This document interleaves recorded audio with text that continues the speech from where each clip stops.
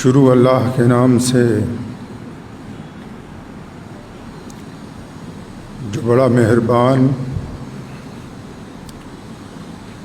اور نہایت رحم کرنے والا ہے۔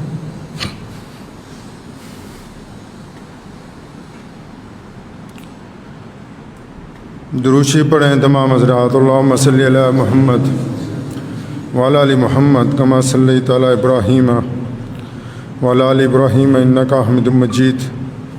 اللہم بارک علی محمد وعلی آل محمد کما بارکت علی ابراہیم وعلی آل ابراہیم انک حمید مجید۔ ناموس محمد عربی پر صلی اللہ ناموس محمد عربی پر ہم جان نچھاور کر دیں گے، گر وقت نے ہم سے خوں مانگا ہم وقت کا دامن بھر دیں گے۔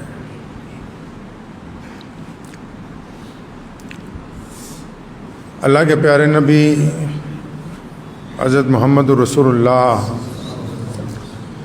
صلی اللہ تعالیٰ علیہ وسلم کے صدقہ طفیل ہم لوگ مسلمان ہیں، اور اسلام میں ہر دور میں لوگوں نے عشق رسول صلی اللہ علیہ وسلم میں قربانیاں دیں۔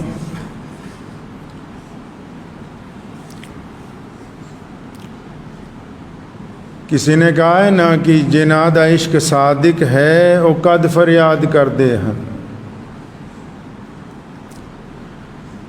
جناد عشق صادق ہے او قد فریاد کر دے ہن، لباں تے مہر خاموشی ہے دلاں چ یاد کر دے۔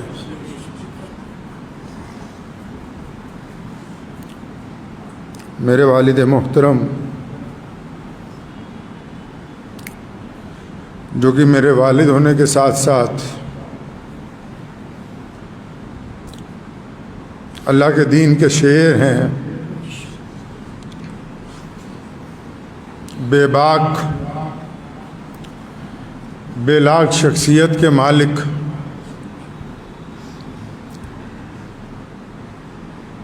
اور عشق رسول اور اسلام میں پوری طاقت کے ساتھ چلنے کے ساتھ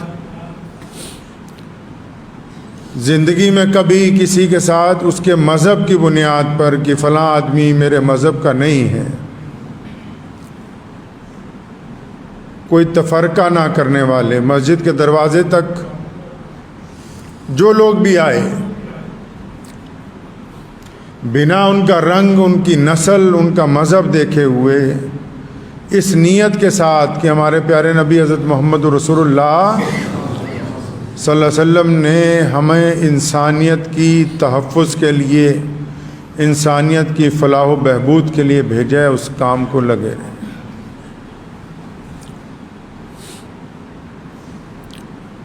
دنیا میں انسان بہت ہوتے ہیں،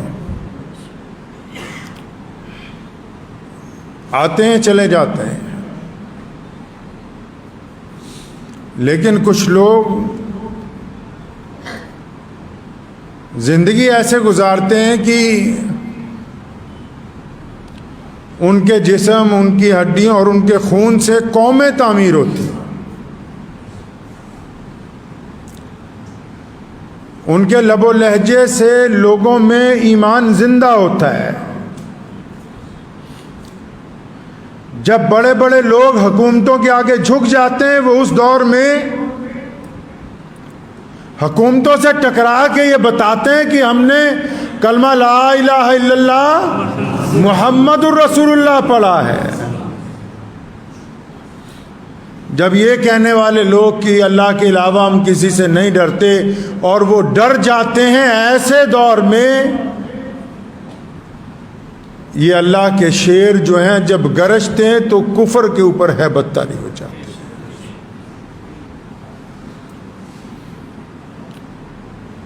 بہت تقریریں کی زندگی میں نے، لیکن اپنے باپ جیسی ایک بھی نہیں کی۔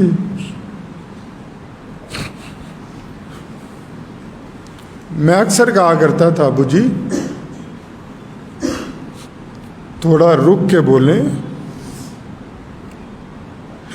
تو وہاں لکھ کے لگایا کہ خالد ابن ولید رضی اللہ تعالی نے فرمایا کہ اگر موت مقدر ہے تو زندگی بچا نہیں سکتی، اور اگر موت مقدر نہیں ہے تو زندگی موت کو گرا کے تمہارے پاس پہنچ جائے گی.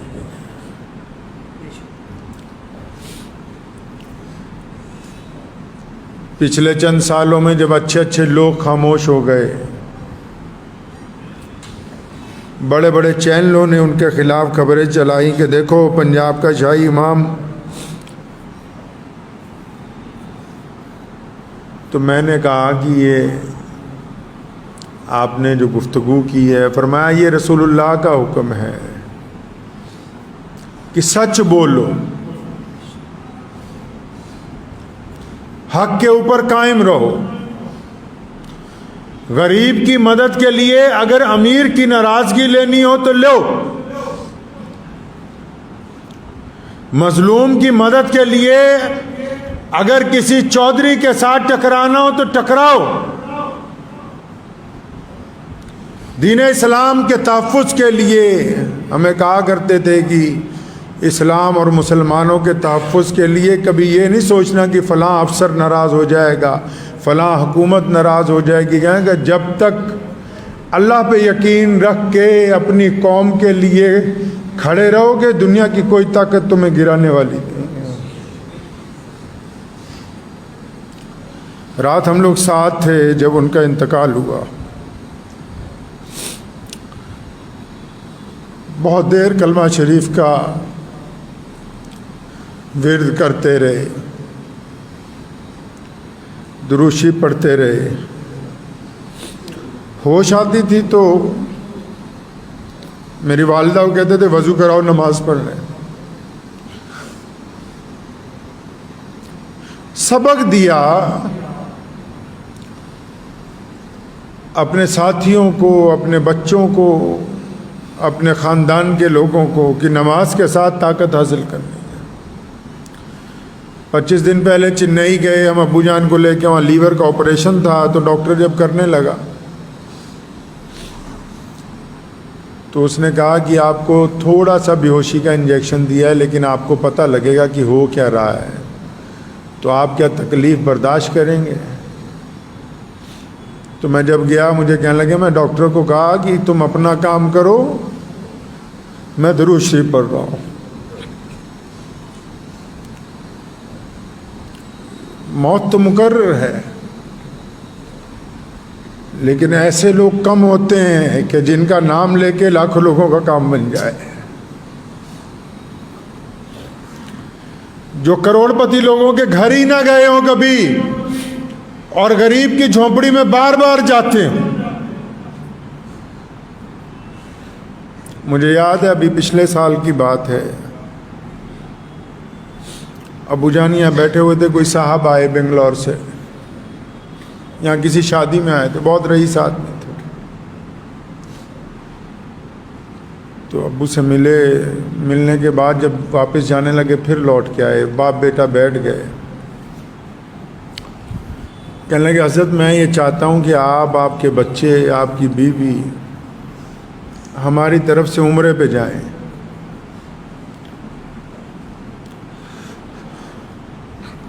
تو انہوں نے کہا کہ ہم رقم ساری خرچ کریں گے، چاہے 10 لاکھ روپے خرچ ہو.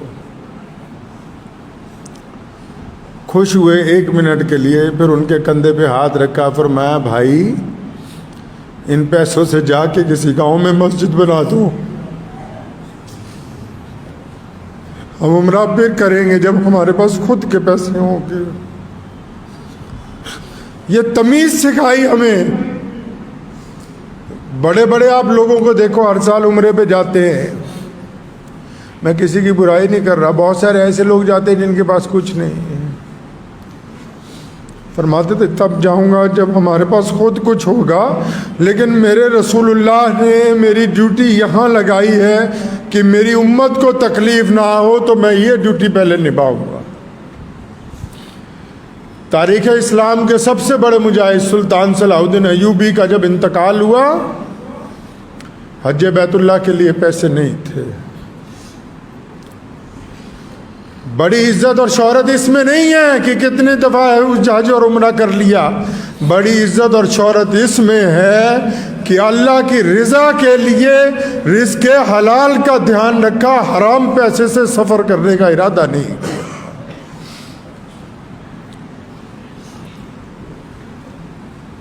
مجھے احساس ہے کہ وہ میرے والد کا نہیں انتقال ہوا، پورے پنجاب کے لاکھوں مسلمانوں کے سرپرست کا انتقال ہوا ہے۔ ابھی کی بات ہے، 2-4 دن پہلے کسی شہر میں کوئی پنگا چھوٹا سا پڑا مسلمانوں کا، مجھے کہا جا وہاں جا کے اچھی طرح جو فرقہ پرست ہیں ان کا رگڑا لگا کے آ۔ میں کہا ٹھیک ہے جی، آپ ٹھیک ہو جائیں، میں جاتا ہوں۔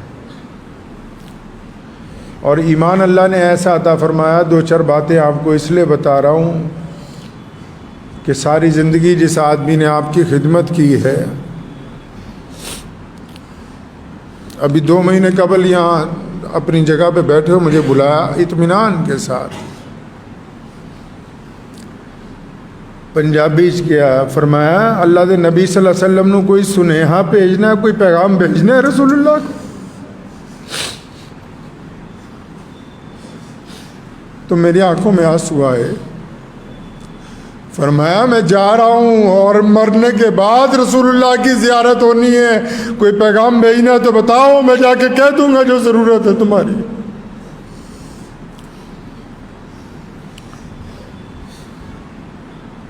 ساری زندگی شمشیر اٹھا کے ہاتھ میں پھرے۔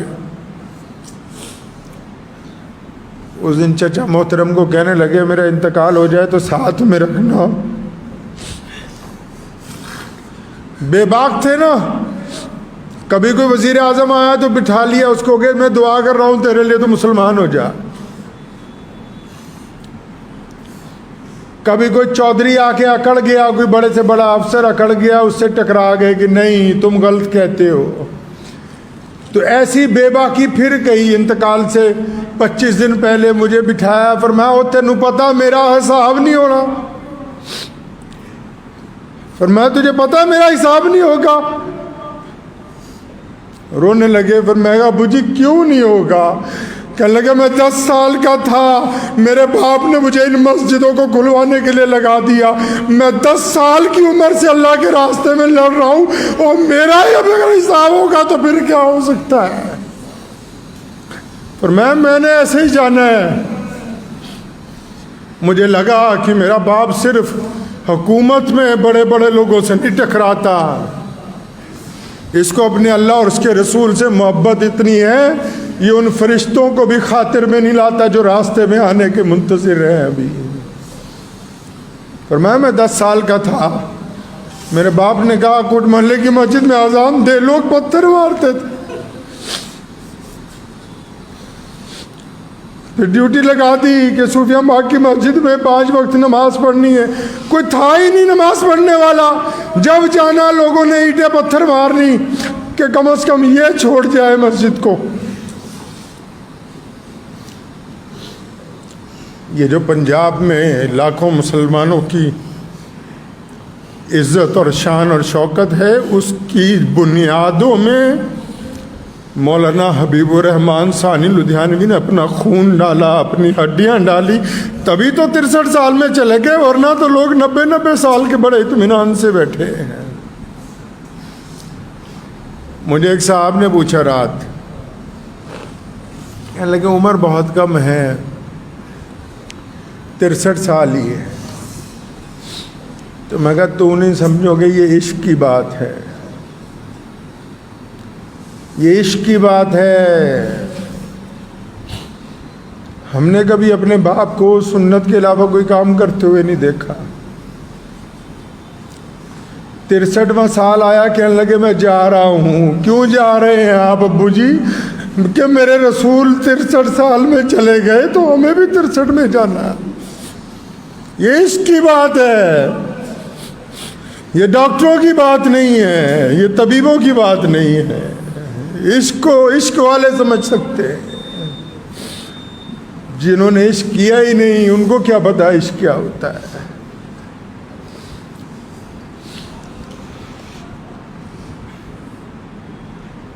اپنے والد محترم کے انتقال کے فوراً بعد 30 سال کی عمر میں ذمہ داری مل گئی. لوگ دیکھتے تھے، لوگ سمجھتے تھے بہت لمبی عمر کے ہیں، لیکن اس طرح اس خوش اسلوبی کے ساتھ زندگی گزاری کہ ہمیں بھی سکھایا. لاکھوں لوگ آتے ہیں، ہزاروں لوگ پیسے لے کے کہ حضرت اتنے پیسے لے لو، فلاں افسر کو بس ایک فون کرنا ہے کام ہو جائے گا. فرمایا حرام کا پیسہ میں اپنی اولاد کے حلق سے نیچے نہیں اتاروں. دولت کا کیا ہے؟ دولت کبھی بھی کمائی جا سکتی ہے، عزت نہیں کما سکتے. اور عزت بھی کون سی؟ جو اللہ اور اس کے رسول صلی اللہ علیہ وسلم والی، جس نے لاکھوں لوگوں کے دلوں میں جذبہ پیدا کیا، پورے ملک میں گھوم گئے. اکیلا پنجاب نے کوئی صوبہ نہیں چھوڑا جہاں نہیں گئے، تلوار اٹھائی چل پڑے.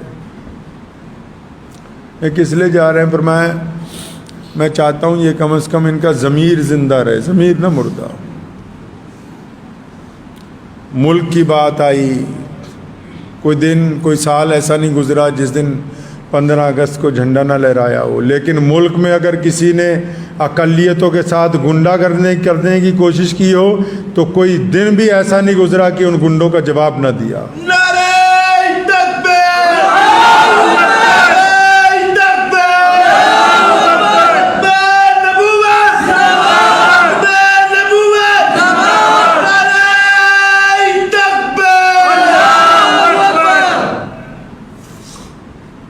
تحریک ختم نبوت میرے پردادا کے دادا نے شروع کی. والد محترم کا دور آیا، اتنی تیز چلائی کہ دشمن کہنے لگا کہ موقع مل جائے تو سب سے پہلے انہیں ختم کیا جائے، تاکہ اس بندے نے ہماری ساری تحریک تباہ کر دی. اور اتنا کچھ کرنے کے بعد ہم لوگ ایک مدت تک اسیری کی زندگی گزارتے رہے. جیل میں مسجدیں بنوائیں، وہاں سحری افطاری کے پروگرام چلائے، کئی 100 مسجدیں خالی کروائیں، کئی 100 نئی بنوائیں. مجھے کہا کرتے تھے بیٹا ہمارا کام پودا لگانا ہے، مسجد بناؤ، گاؤں والوں کو دو، بس آ جاؤ، کبھی یہ نہیں پوچھنے جانا صدر کون ہے سیکٹری کون ہے، ہمارا کام پودا لگانا ہے.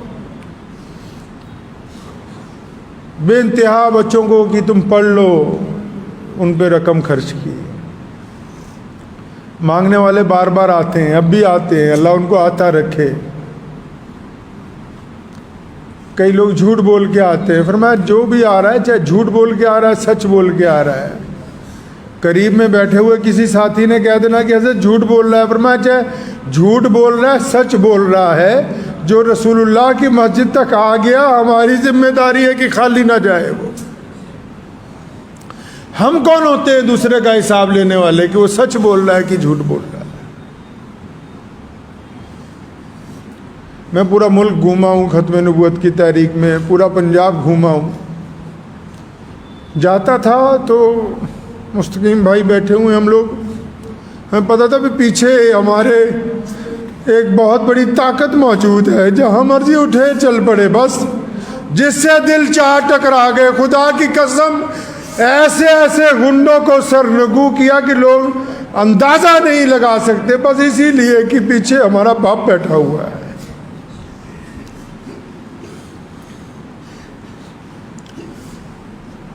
ہمیں پتہ ہے کہ جانے والے واپس نہیں آتے. پیارے رسول صلی اللہ علیہ وسلم نے ہمیں بتایا ہے کہ اللہ کی مرضی، لیکن اگر ہم چاہیں تو وہ ہمارے درمیان زندہ رہیں گے. جو پرچم انہوں نے لگایا، اگر اس کو ہم زندگی کے آخری سانس تک قائم رکھیں تو وہ ہمارے درمیان ہے. غریبوں کی مدد کا جو سلسلہ شروع کیا، اگر ہم نے اس کو قائم رکھا تو پھر وہ ہمارے درمیان ہے. مسجدوں کی آباد کاری کا سلسلہ جو انہوں نے شروع کیا، اگر ہم اس کو جاری رکھتے ہیں تو پھر وہ ہمارے درمیان ہے. تحریک ختم نبوت کو اگر ہم جاری رکھتے ہیں تو پھر وہ ہمارے درمیان ہے.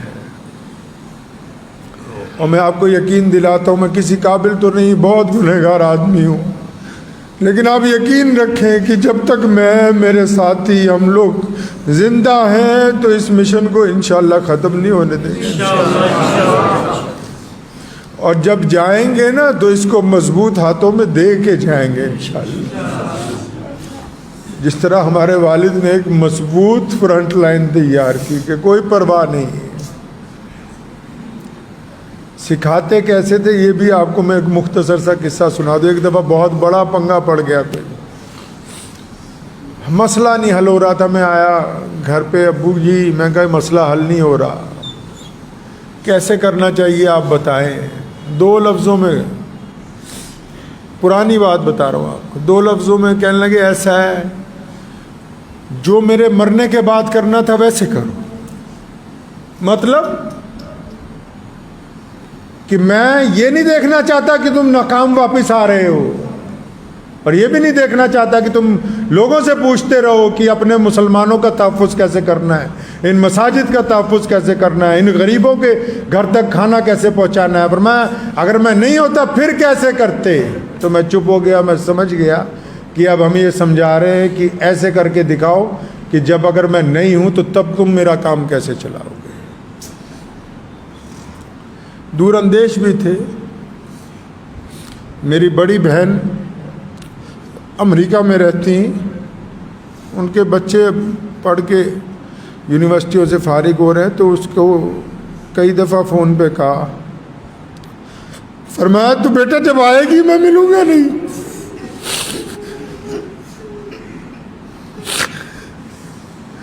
تو یہ اس سال بھی پھر، تو ابھی جب زیادہ بیمار ہوئے تو ان کا فون روز آتا ہے میری ہمشیرہ کا. تو میں نے کہا باجی آپ جلدی آئیں، آپ سے ابو ملنا چاہتے ہیں. تو اس نے 7 تاریخ کی سیٹ بک کرائی. سنیے بڑوں کے لفظ کیسے ہوتے ہیں. آج 10 تاریخ ہے، 7 تاریخ کی سیٹ بک کرائی شکاگو سے دلی کے لیے، اور مجھے 8 کو اسے لینے جانا تھا. تو وہ 7 کو جب ایئرپورٹ پہنچی تو ایئرپورٹ والوں نے کہا کرونا ٹیسٹ کرایا؟ اس نے کہا ہاں جی کرایا ہے. تو انہوں نے کمپیوٹر میں چیک کیا تو کہ اس میں نہیں آ رہا.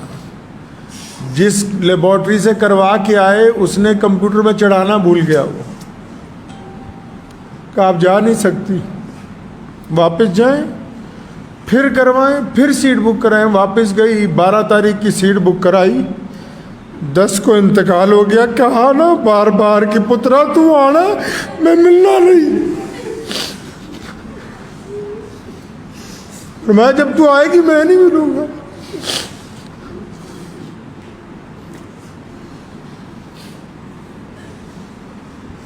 اکثر ہمیں سمجھاتے رہتے تھے کہ جب کوئی مانگنے والا آ جائے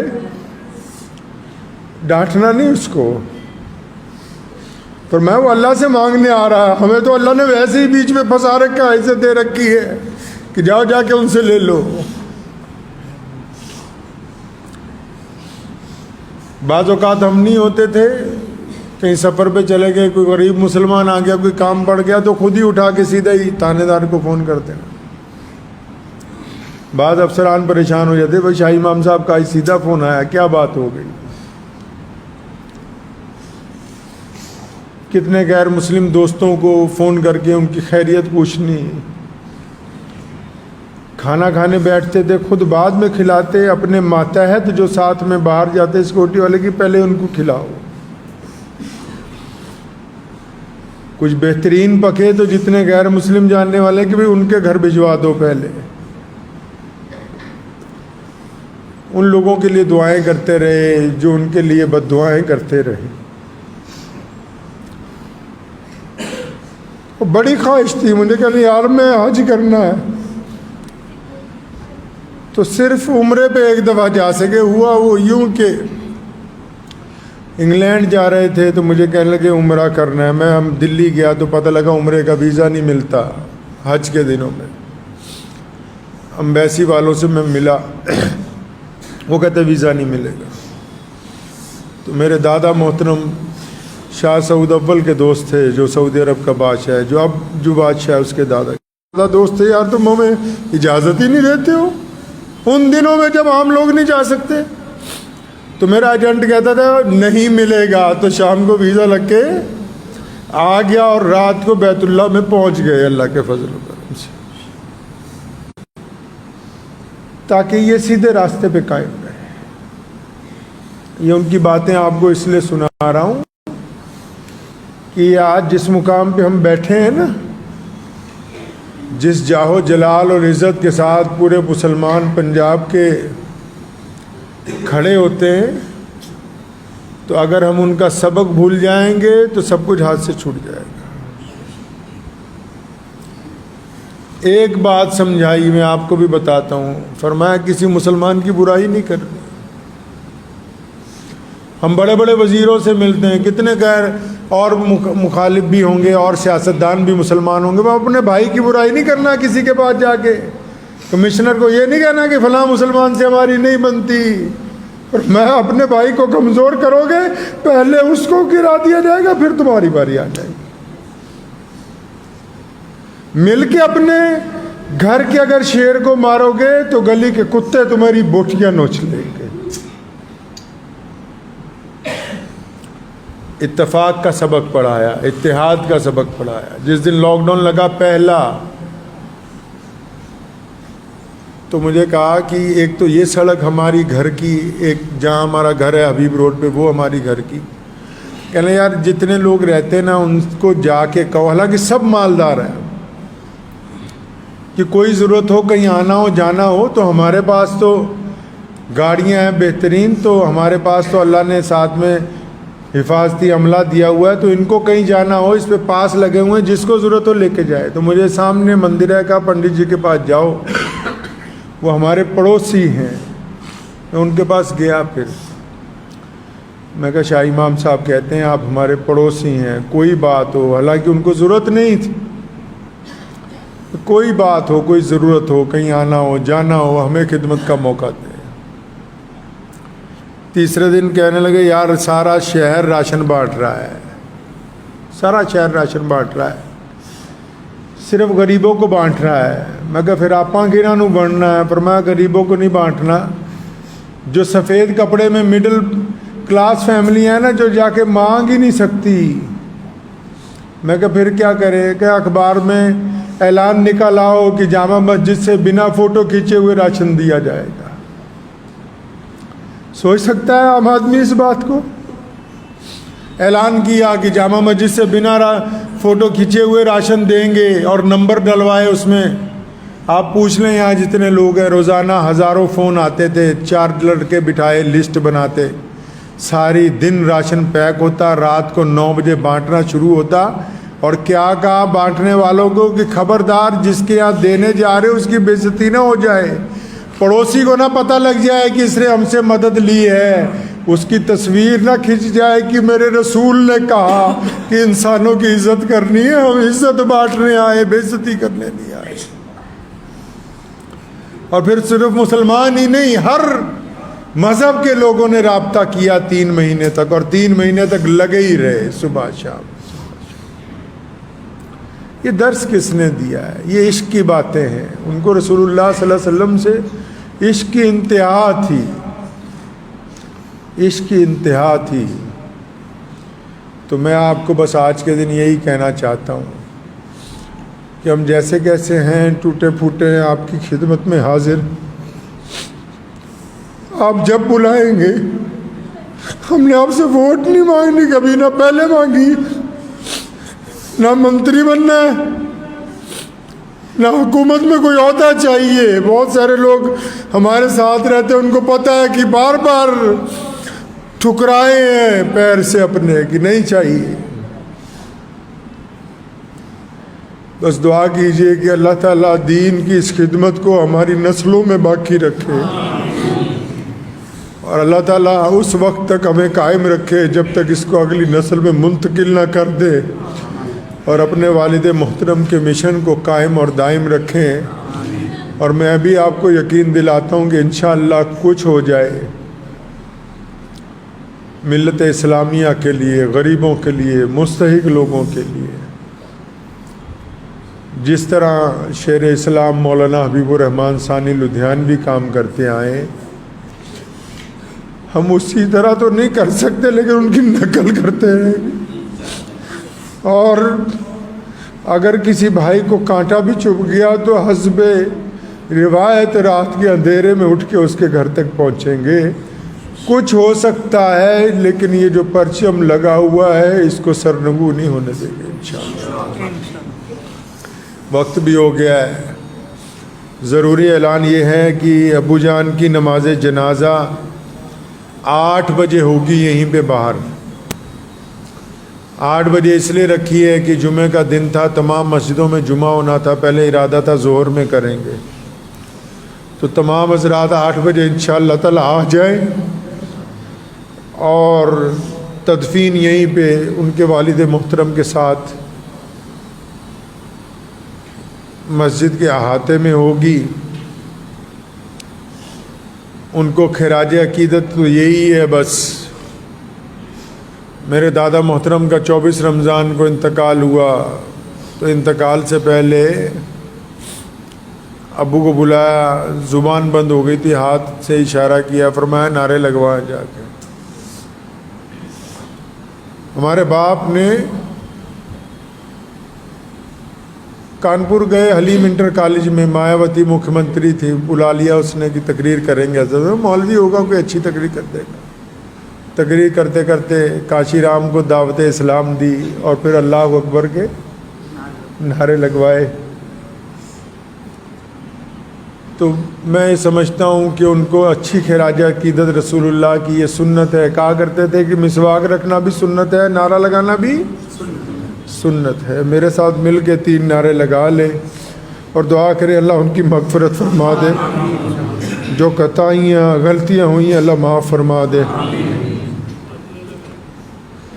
5 بجے ہمارے گھر سے جنازہ یہاں پر آئے گا، حبیب روڈ پہ جو براؤن روڈ نئی والی مسجد ہے اس سے تھوڑا سا اور آگے جائیں گے تو وہاں پہ حبیب روڈ ہے، وہاں پہ گھر سے جنازہ 5 بجے اٹھایا جائے گا. 5 بجے وہاں سے جنازہ یہاں پہ آ جائے گا اور پھر یہاں 5 بجے سے لے کے 7 بجے تک جو لوگ زیارت کرنا چاہیں گے، دیکھنا چاہیں گے، وہ دیکھ سکتے ہیں. اور اس کے بعد 8 بجے نماز جنازہ انشاءاللہ پڑھا کے یہیں پہ تدفین ہوگی.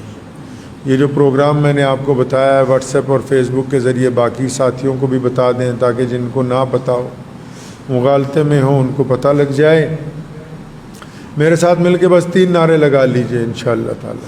آج ارادہ نہیں تھا، ہمت نہیں تھی. پہلے مستقیم بھائی کو میں نے کہا 1:15 بجے 15 منٹ کے لیے بولوں گا. پھر ہمارے محمد علی بھائی آئے ہوئے ہیں کیرانہ سے، تو انہوں نے مجھے آ کے اصرار کیا کہ نہیں آ جاؤ. تو مجھے اپنے ابا کی بات یاد آئی. فرمایا جب حادثہ ہو جائے، پریشانی ہو جائے، میری دادی کا انتقال ہوا، میرے دادا کا انتقال ہوا، جماعت کا جب ٹائم ہوا سارے کام چھوڑ کے آ کے نماز میں فرمایا یہی وقت ہے، یہی وقت ہے. ابھی پہچانا جاتا ہے مومن کے جب ذرا سی مصیبت آئی اس وقت نماز بھول گیا، تو یہی وقت ہے. تو پہلے میں نے لڑکوں نعرے کی برکت سے اللہ ان کی مغفرت فرما دے. نعرہ تکبیر، بات نہیں، نعرہ تکبیر، نعرہ تکبیر. اسلام، اسلام، ختم نبوت، ختم نبوت. نعرہ تکبیر.